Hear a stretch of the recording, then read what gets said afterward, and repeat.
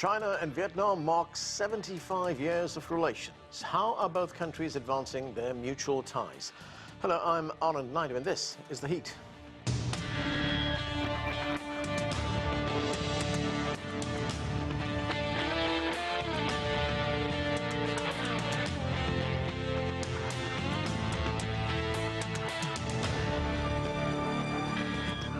China and Vietnam marked the 75th anniversary of bilateral ties earlier this month, and both countries have committed to strengthening their long-time relationship.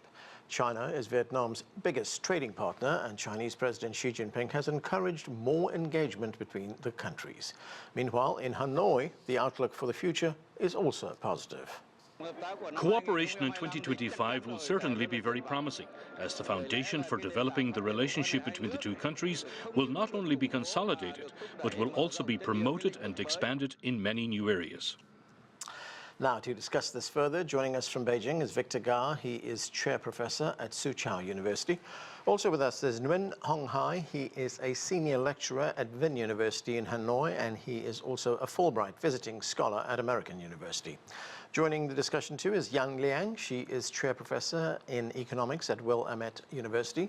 And also with us is Sourabh Gupta. He is senior Asia-Pacific policy specialist at the Institute for China-America Studies. Welcome to all of you. Victor, as I said, both Beijing and Hanoi have marked the 75th anniversary of China-Vietnam ties. Chinese President Xi Jinping has said he's ready to work with Vietnamese leaders to deepen this relationship. I have two parts to my question for you. One is, how would you assess the current relationship, and how do you see this develop? Thank you very much for having me. First of all, China-Vietnamese relations at present is normal and mutually constructive. China and Vietnam respect each other. And while there are some territorial disputes between the two countries in the South China Sea, the two countries are very much committed to dealing with each other in diplomacy and negotiations, and try their best to promote the bilateral relations in all areas. Now, the upside of China-Vietnamese cooperation is unlimited, I would say, so long as the two countries and the two peoples are really committed to maximizing the benefit for both the Vietnamese people and the Chinese people. After all, in the world of today, there are very few countries which are as close to each other as the Chinese people and the Vietnamese people. After all, for thousands of years, we shared many things in common. And I think this is the common basis upon which both China and Vietnam should really maximize their efforts to make sure that the bilateral relations will really reach one high after another for the benefit of the two peoples. Nguyen Hong Hai, welcome to the show. Great to have you with us. Vietnam has made extraordinary progress in the last few decades. If we look at its economic growth, it's been very high. China is its biggest trading partner. From an economic point of view, how important is this relationship? Thank you very much for having me. I think these are good questions. And of course, China is now the biggest export market for Vietnam, and also Vietnam is also the and China is also the largest import for Vietnam. So I think in terms of economic relationship between Vietnam and China, this is very important. And of course, Vietnam is also the largest, the 8th largest market for Chinese products. So having a good relationship, having a good economic relationship with China, I think is very important for Vietnam. Liang, what is your perspective on the success of the Vietnamese economy? And if we go back to 1986, when it introduced its economic reforms known as Doi Moi, it went from one of the world's poorest nations to a middle-income economy in just one generation. Yeah, good to talk to you, Anna, and Happy New Year of the Snake to everyone here. So I agree. I think, first of all, Vietnam is very well endowed in many aspects in terms of its geographic location. It has a long coastline of the South China Sea, and it positions itself as a regional trading hub. It also has abundant and also young, educated workforce. And so all of these help in some ways when it comes to trade and also manufacturing. But you mentioned this late 1980s as economic reform, which is very, in a way, similar to China's market reform, which established, Vietnam as a socialist-oriented market economy. And so that really spurred, private enterprises, FDI, and trade and industrialization. So I think this is very important as a reform that helped the country to, really chart the course forward. And not only that, Vietnam is very open to trade. Its trade to GDP ratio right now is about 170%. And it has signed the free trade agreements with many countries, including EU. China, of course, is a strategic partner, a comprehensive strategic partner, and also with the United States and ASEAN countries and so on and so forth. So it's really promoting a lot of, not only labor-intensive industrial exports, but also now moving towards, the ICT sector. And last but not the least, I think the government has also, investing in energy, in infrastructure, and all of these, I think, help Vietnam to, really grow forward and also industrialize and become a really a trade and industrial powerhouse. Right, Liang, from trade to the Belt and Road Initiative, how would you describe the engagement, the trade engagement between China and Vietnam?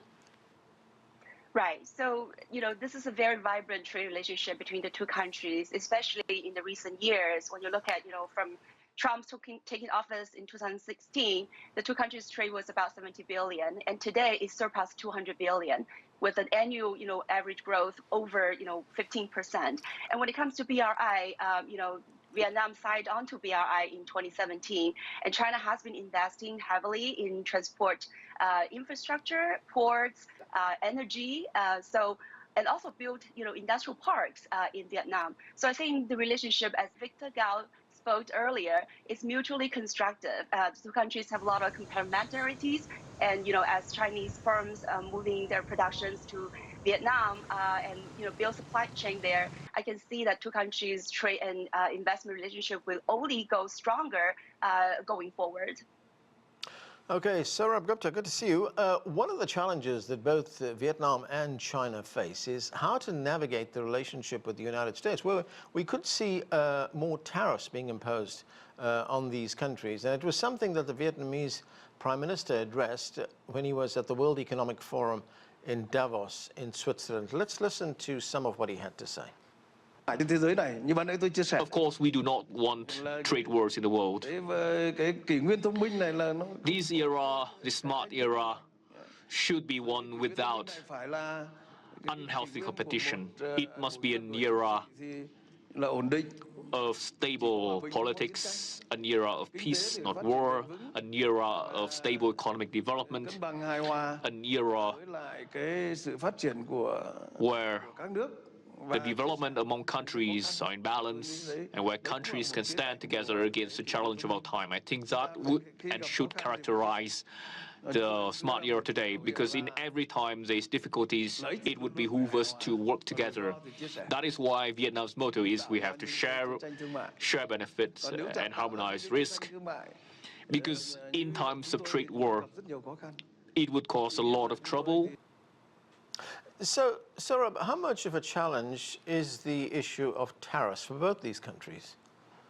I think it's a very, very significant and major issue for both these countries. Both these countries would well prefer that we remain in the era of globalization, not in the era of economic nationalism, populism, and economic security-related policies. It has been a great boon for both countries, globalization, and they have grown rich on the back of globalization. China would well prefer that it continue in that path, that it could be where South Korea is today, 35,000 per capita economy. Vietnam would much prefer that we are in an era of globalization and that it could be where China is today. At market rates, it's about 13 or 14,000 per capita. And so for them, development and prosperity is their core goal, and it will be their core goal for the next 20, 25 years, even much longer than that. And this era of tariffs and economic nationalism and populism is really throwing a wrench into this whole process.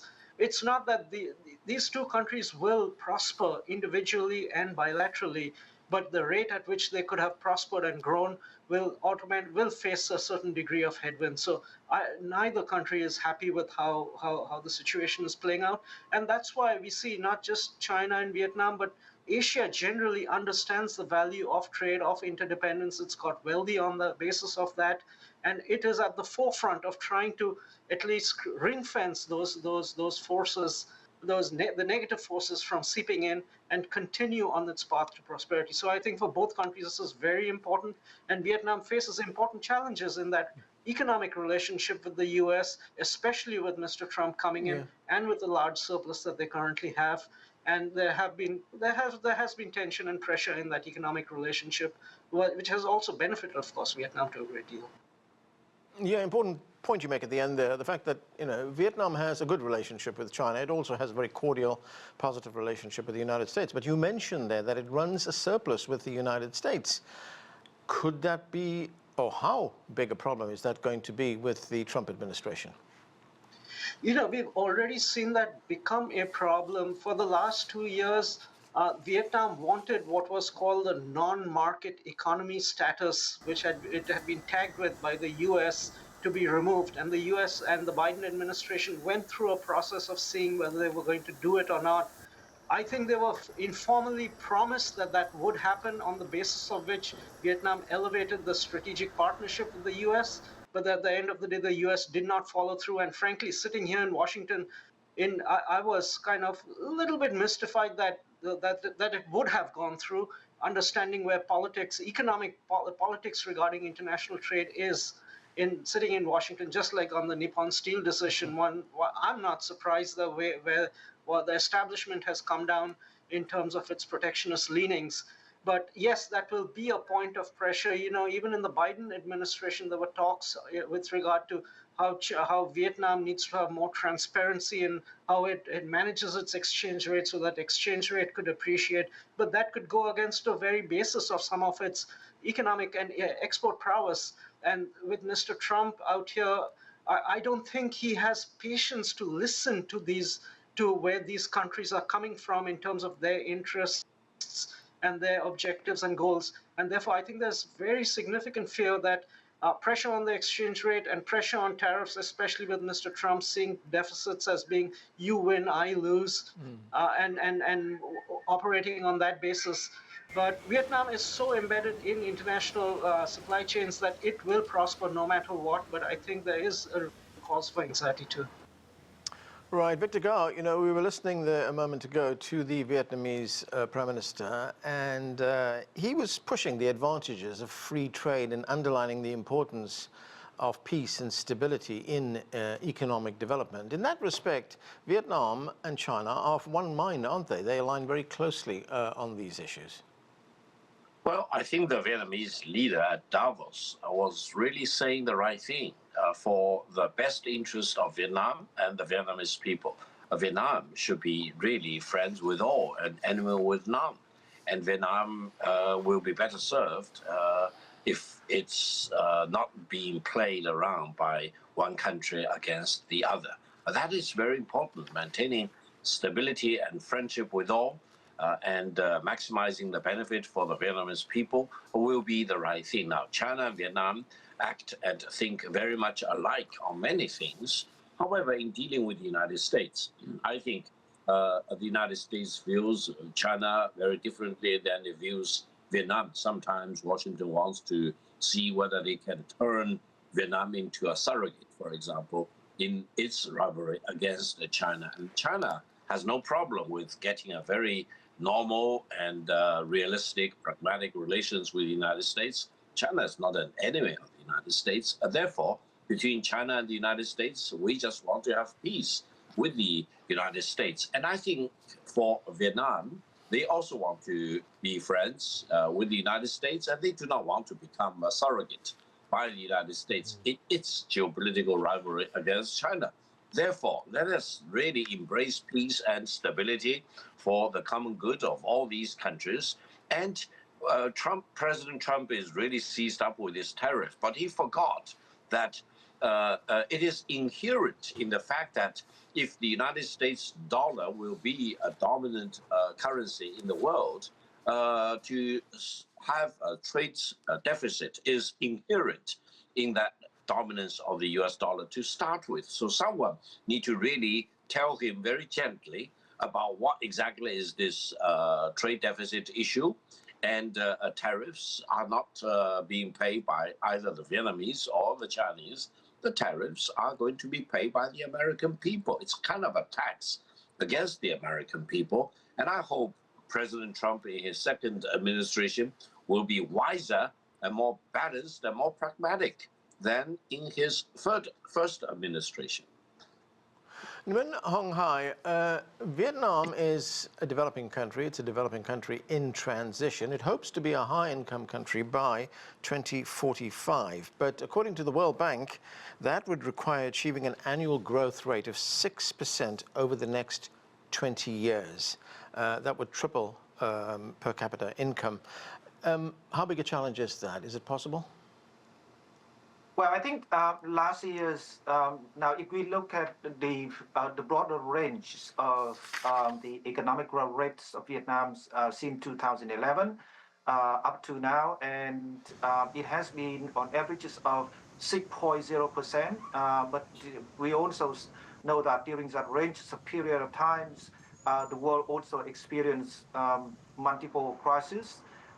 Not only in Asia, but also in the world, but Vietnam still manages to enjoy a high economic growth rate.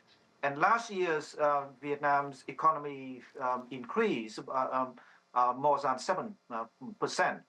And the Communist Party of Vietnam has set the goal for 8% next year, and maybe even before, after that, double digits economic growth rate.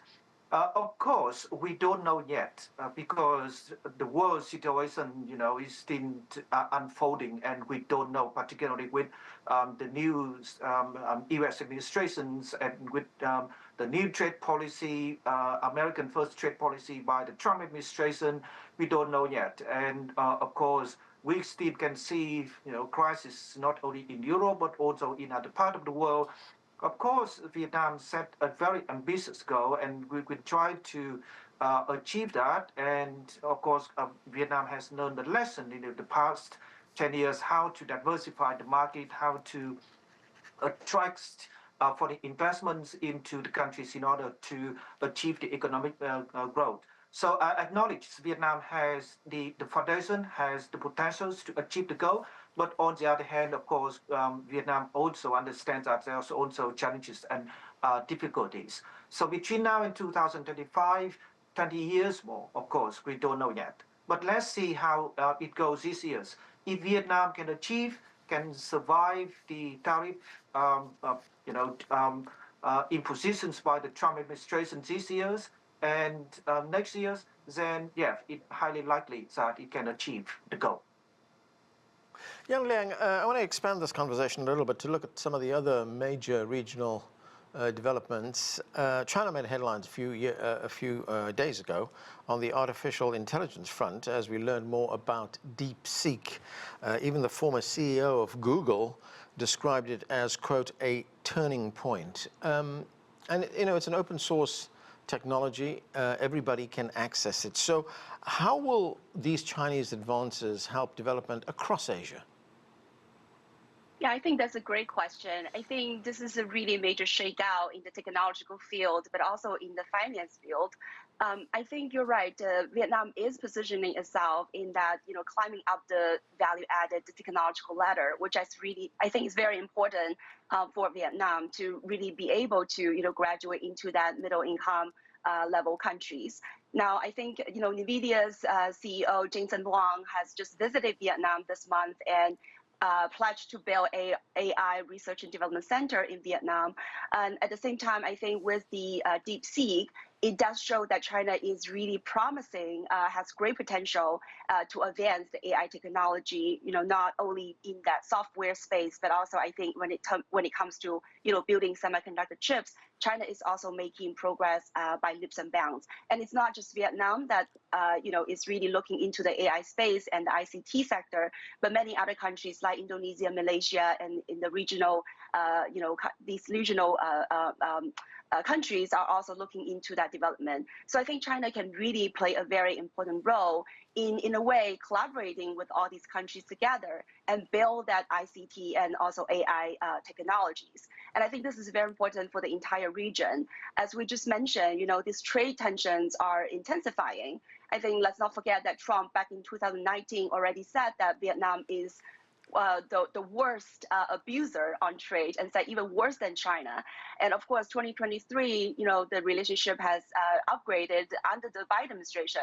But we all know, Trump can easily turn this over, right? And he has been talking about, Vietnam's trade surplus with the United States, which, by the way, passed 100 billion last year.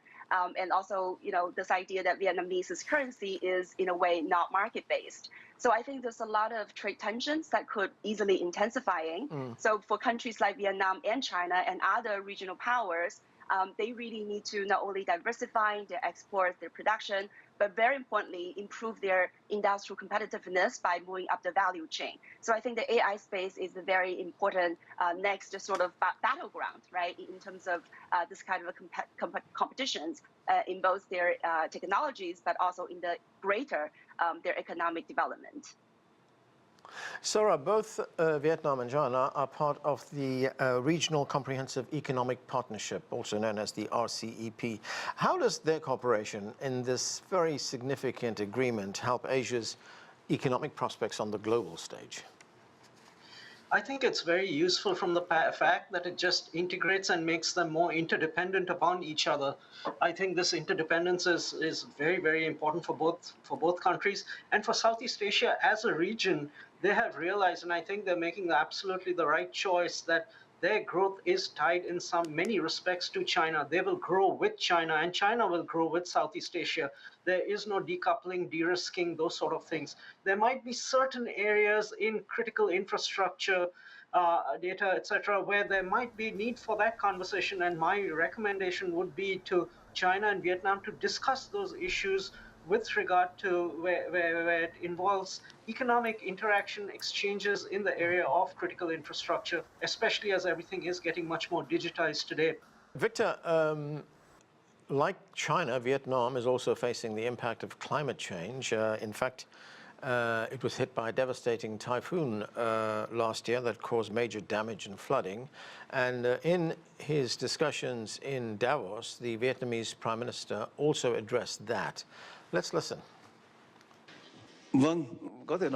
Yes, it is true that Vietnam is one of the 5 countries worst affected by climate change going forward. Climate change and sea level rise, because we have a coastline of 3,000 kilometers. So Vietnam is one of the countries that would stand to be damaged by sea level rise.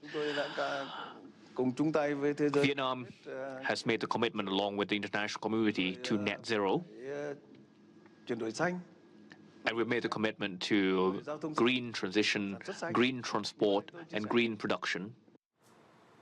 So, Victor, as we are all aware, China is an international, a global leader in green energy. So what is the potential for cooperation between China and Vietnam in this sector? Indeed, China is the largest manufacturer and producer and the R&D center for green technology of all kinds, including wind and solar and wave, for example, and new technologies. Now, between China and Vietnam, I do think these two countries can cooperate fully in terms of connectivity, highways, railways, seaports, airports, you name it, but also in terms of green technology. Indeed, both China and Vietnam face sometimes common weather challenges. For example, you mentioned typhoon and also the rising sea level in the South China Sea, and also the deterioration conditions for the coral reefs in the South China Sea, which has the largest cluster of the coral reefs anywhere in the world. Therefore, I think China and Vietnam should really set up joint teams to monitor these weather condition changes, and also to cooperate in terms of, for example, R&D and manufacturing, deployment, and in terms of power generation. China now has figured out one of the most efficient ways of generation of power and also transmission power And I think between China and Vietnam, we definitely can benefit from all these high technologies that China have developed. Yeah.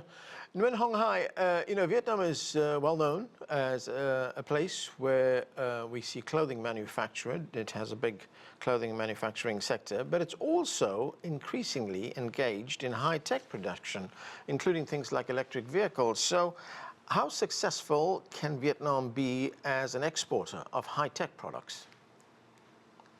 Well, I think Vietnam has a very ambitions to be a hub of high-tech industries, and is also one of the strategies for Vietnam's development between now and 2045.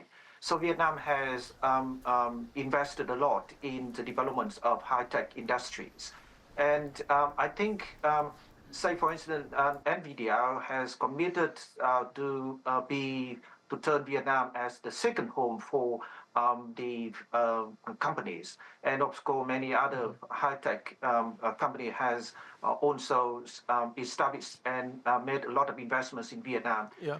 I think it's very highly likely that Vietnam can be a high-tech producers and exporters, and Vietnam more particularly has.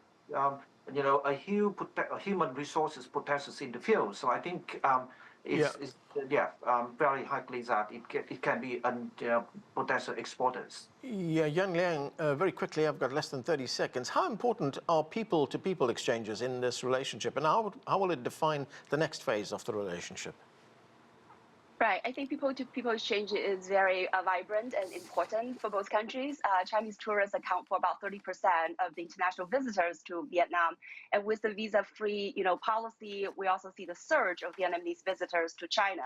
And when it comes to people-to-people exchange, I think, as you just mentioned, a lot of, cooperations can be done when it comes to technological exchanges, student to students, and researchers. And so I think, that would pave the way for further cooperation between the two countries because they face the common challenges and they would also chart a common course forward. Okay, and we need to leave it there. Thank you to all of you for being with us. That's it for The Heat. I'm Anand Naidu in Washington, D.C.